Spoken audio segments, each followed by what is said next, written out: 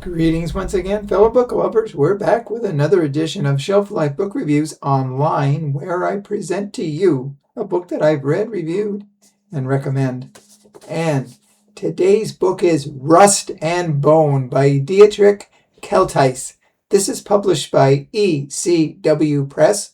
It retails for $19.95 in the United States, $24.95 in Canada, and it is 295 pages long.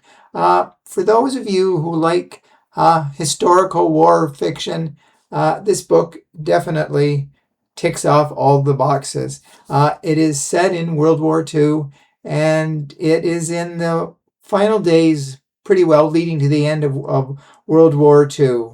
The world has been, parts of the world have been decimated. But this book revolves around two people. The first one is Jacob Fritsch, who lives in the small town of Celestel. And the town is raided by the Russian troops. They pretty well destroy everything.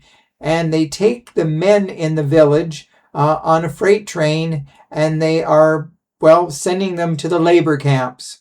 And it is very dark and depressing in spots. But while the train is heading toward the labor camp, a Luftwaffe bomber bombs the train, and it pretty well derails it. Now, not everyone dies on board.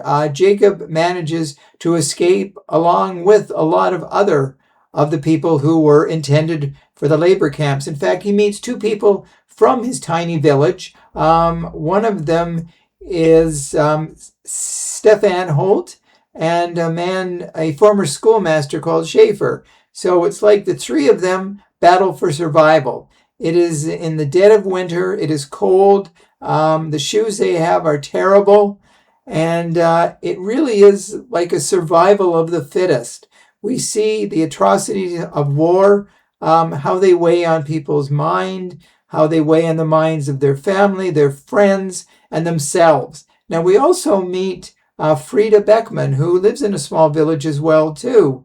And that village, she's with her family, and that troops invade that, and they destroy a lot of the village. So many parts of the book are, destruction, as we know what happened during World War II, but it is how people react to it.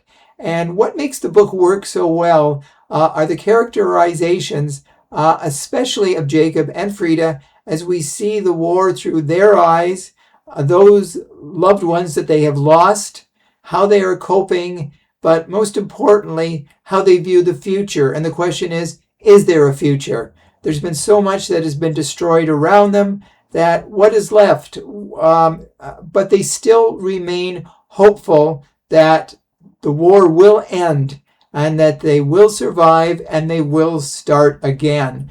So this is the main part of the book.